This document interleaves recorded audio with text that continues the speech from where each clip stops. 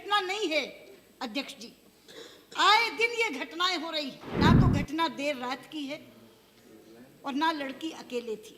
23 बरस की फिजियोथेरेपिस्ट महिला 9:30 बजे एक बस में बैठती है द्वारिका जाने के लिए, और अंदर जो बैठे हैं उनमें से कोई भी यात्री नहीं है। वो एक तरह का नापाक इरादा लेकर बैठे हैं, उसके बाद उस बच्ची के साथ दुष्कर्म करते हैं। बहुत बार मैंने इस तरह के कृत्यों के लिए कहा है कि ऐसे लोगों को फांसी की सजा होनी चाहिए। इस तरह की घटना की शिकार महिला ना जिंदा में रही और ना मरे में रही। क्या ऐसे लोगों को फांसी की सजा नहीं होनी चाहिए? श्रीमती सुषमा स्वराज। धन्यवाद अध्यक्ष जी।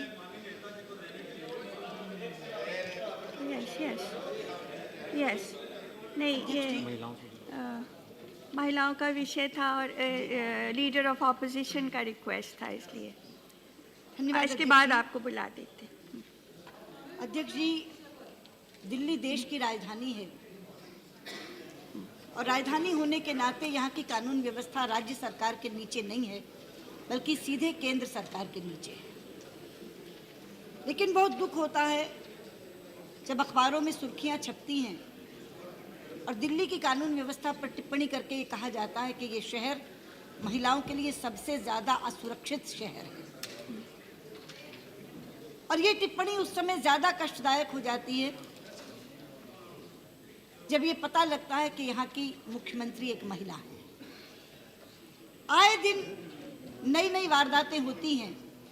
बजाय कानून व्यवस्था को सुधारने के एक बयान आता है महिला मुख्यमंत्री की तरफ से कि मेरी सलाह है कि रात को लड़कियां अकेले ना निकलें।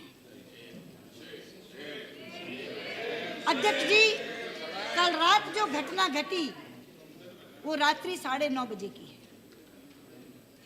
और महिला अकेली नहीं थी, उसके साथ उसका पुरुष मित्र भी था। तो ना तो घटना देर रात की है और ना लड़की अकेले थी। 23 बरस की फिजियोथेरेपिस्ट महिला 9:30 बजे एक बस में बैठती है द्वारिका जाने के लिए, और अंदर जो बैठे हैं उनमें से कोई भी यात्री नहीं है। वो एक तरह का नापाक इरादा लेकर बैठे हैं। वो उस महिला के साथ छेड़खानी करते हैं। उसका पुरुष मित्र रेजिस्ट करता है, लड़ाई लड़ने की कोशिश करता है तो उसके सिर पर रॉड्स मारते हैं, लोहे की छड़ें, और उसके बाद उस बच्ची के साथ दुष्कर्म करते हैं और गैंग रेप करके उसको बस से नीचे फेंक देते हैं। कल हमारे यहाँ से कुछ महिलाएं, हमारी महिला मोर्चा की अध्यक्षा वहाँ देखने के लिए गईं। डॉक्टर ने उन्हें मिलने नहीं दिया, लेकिन बाहर उसकी दास्तान सुनाई कि लड़की वेंटिलेटर पर है, उसके इंटेस्टाइन्स पूरे डैमेज हो चुके हैं। बचेगी कि नहीं बचेगी ये कहा नहीं जा सकता। आज सुबह पीठ से आपने एक शब्द इस्तेमाल किया, जघन्य कृत्य।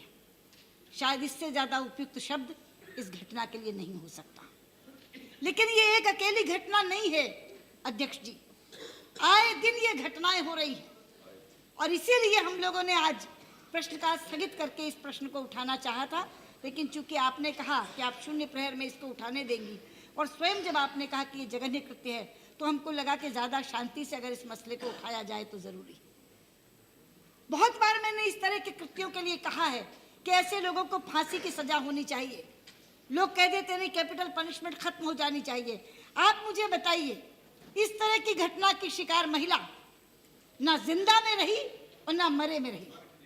वो एक जीवित लाश बनकर के अपना जीवन जिएगी। अगर बच गई तो अभी जीवन और मौत का संघर्ष झेल रही है, पता नहीं बचेगी कि नहीं बचेगी। लेकिन अगर बच गई तो पूरी जिंदगी एक जिंदा लाश की तरह से गुजारेगी। क्या ऐसे लोगों को फांसी की सजा नहीं होनी चाहिए? लेकिन मैं कहना चाहती हूँ, अभी तो सब लोग गिरफ्तार भी नहीं हुए, केवल 2 लोग गिरफ्तार हुए हैं। लेकिन क्या कर रही है दिल्ली पुलिस, क्या कर रही है केंद्र की सरकार, क्या कर रही है गृह मंत्री और क्या कर रही है दिल्ली की मुख्यमंत्री? ये सलाह देकर कि लड़कियां रात को अकेले न जाएं। जो कॉल सेंटर्स में काम करती हैं महिलाएं, पेट की भूख उनको ले जाती है रात में वहाँ, क्योंकि वो चलते ही कॉल सेंटर्स रात में हैं। मध्यम वर्गीय परिवारों की लड़कियां हैं। लेकिन मैंने तो कल को कहा कि कल की वारदात तो देर रात की भी नहीं है, अकेली भी नहीं है।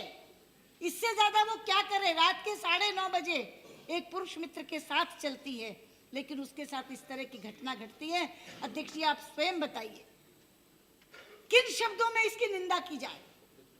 कोई शब्द बचता नहीं है इसकी निंदा करने के लिए। इसलिए आपके माध्यम से मैं कहना चाहती हूँ, गृह मंत्री सदन में आए, इस पर वक्तव्य दें।